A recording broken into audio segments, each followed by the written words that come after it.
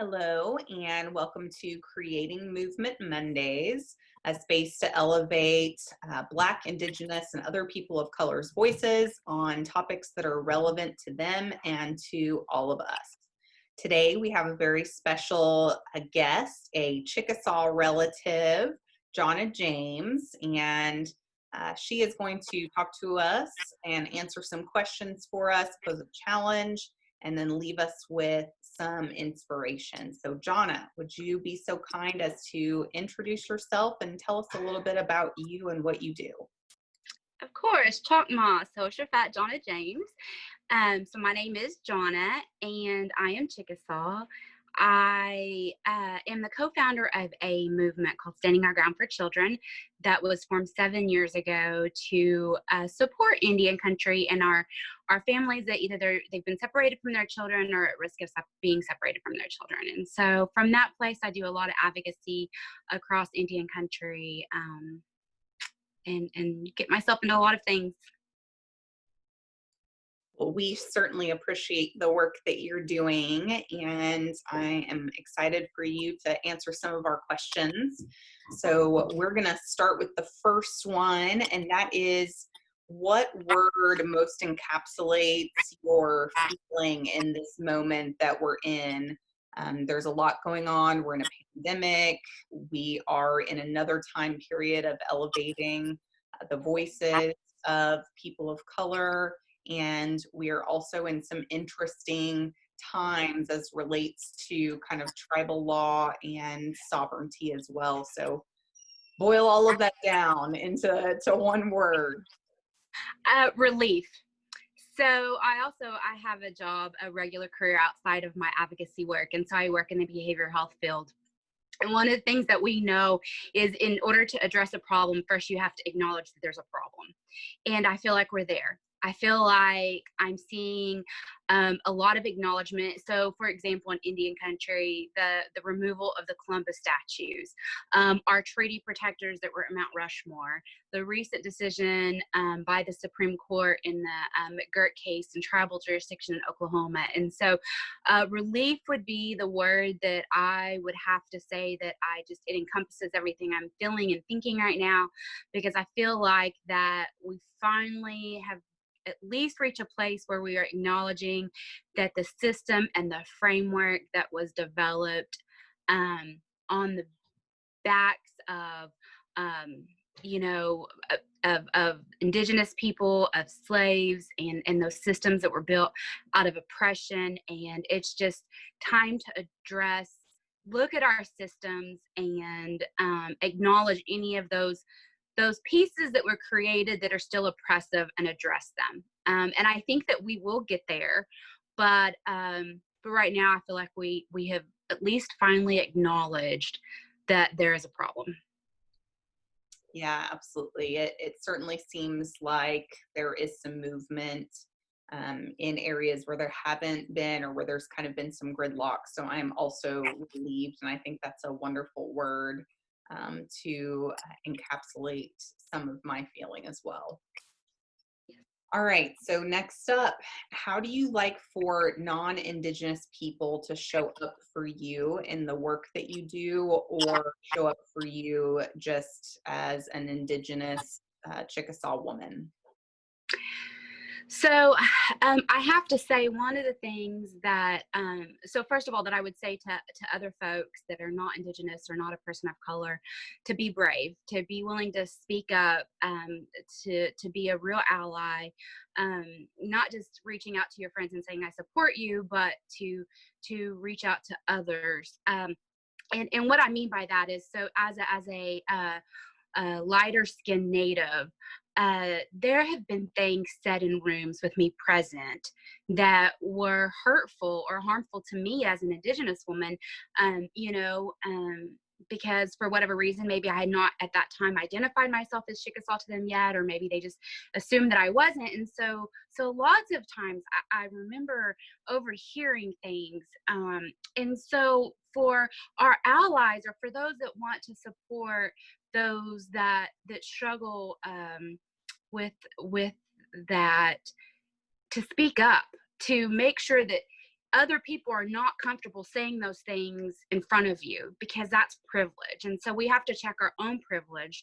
As an Indigenous woman, you know, am I admit my privilege, meaning that my skin does not create barriers for me, whereas the reality is it does for my relatives of color. And so to be a good ally is to recognize and to be honest with ourselves about what privileges we do carry, and we all carry some type of privileges, or maybe not everybody, but a lot of us have some type of privilege, and also to check our own stereotypes. And I say this because I'm not a person that tells other people what they need to do without checking myself. I feel like we all have to practice self-awareness and what any hidden stereotypes we may have lingering in our own hearts, and to really deal with ourselves first so that we can support our relatives of color that really are struggling right now.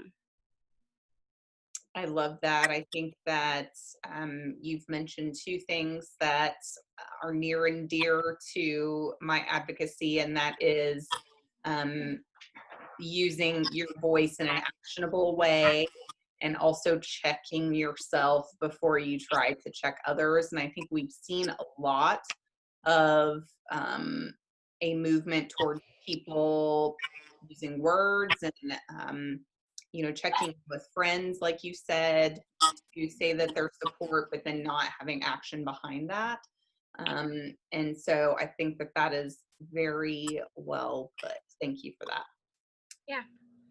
All right. So next up, from where you are situated, how do you think we galvanize the moment that we're in and create more than an awareness? As you said, you're relieved that we finally have an awareness, but we still need change that, is life-saving change for Black, Indigenous, and other people of color. They're literally dying every day from the need for this change from these structures that we have in place. So how do we galvanize the moment that we're currently in to do so?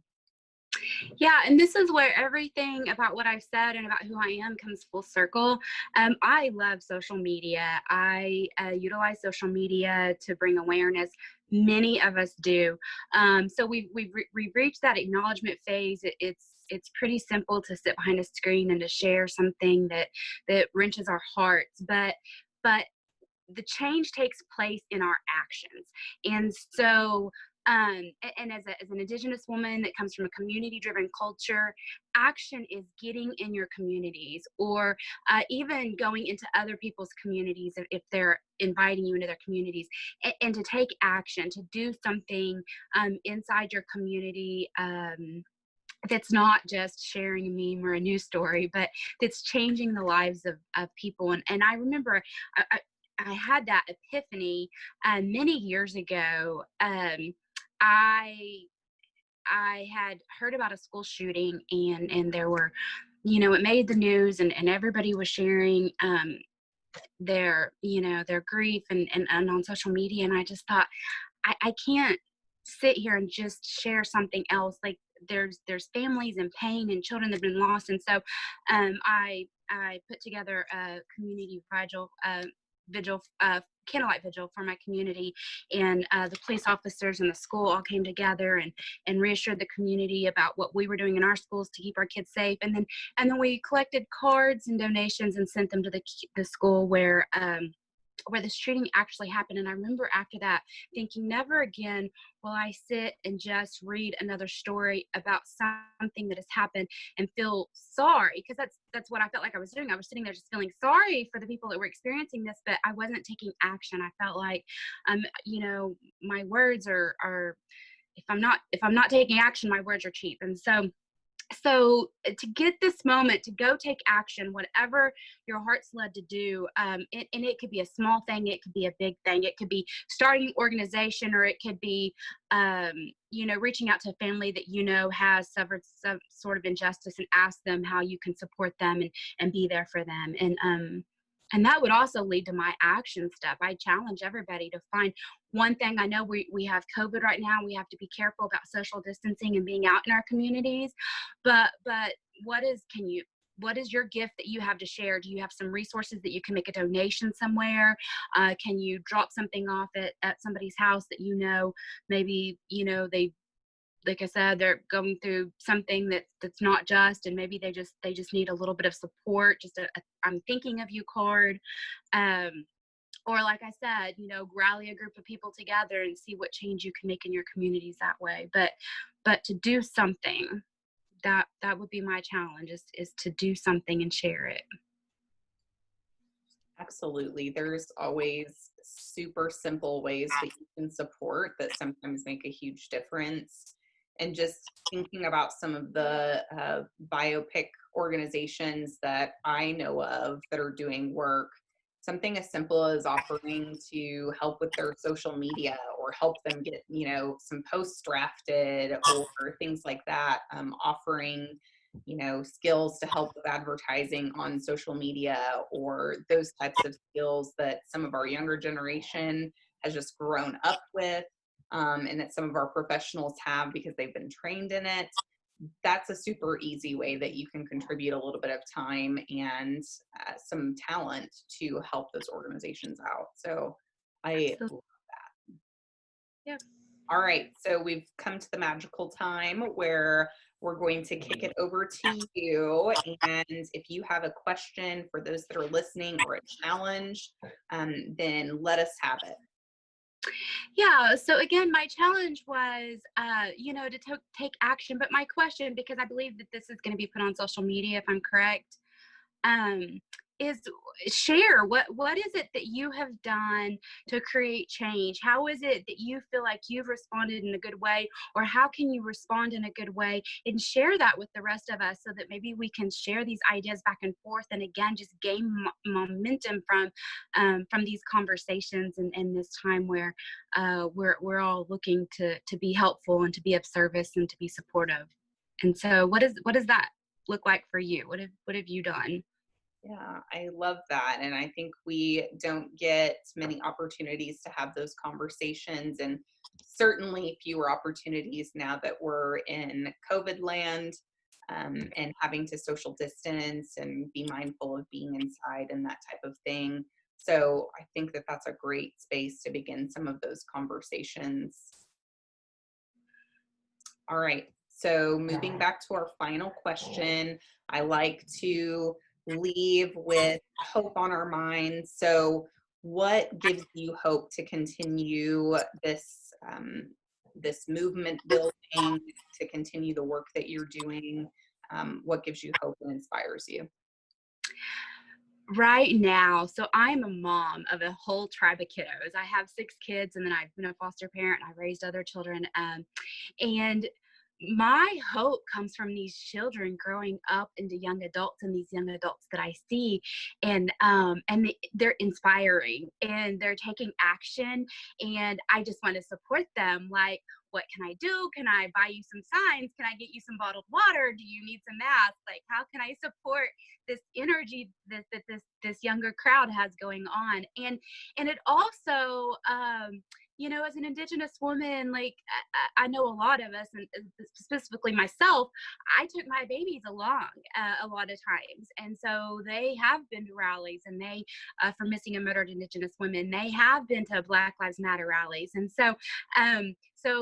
Growing up at my side and participating in these things, and now, I have an 18-year-old, and she's out there, advocating on her own, and doing work for her communities. And so, and I see the younger ones even already like speaking up at school and forming groups in their school systems. So my hope comes from this younger generation, and also like, so I see a lot of us with our children out there, and so I see this Indigenous knowledge being passed on to our younger kids, because they're seeing their parents, and I think that's so important for us to all be very aware of right now. Is this younger generation is watching us. They are watching for our values and our principles and what we stand for, and they're going to emulate those results, and so to be mindful that they're watching also, that drives me to be and motivates me to continue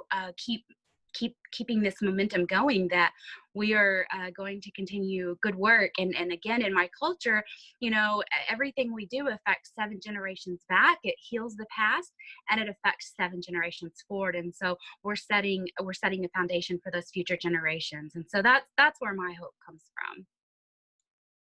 That is very well spoken and said, and I couldn't agree more.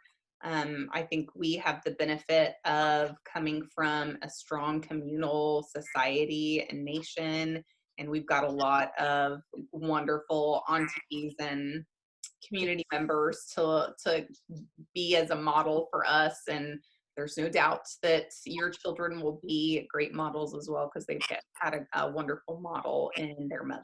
So thank you. It's fun.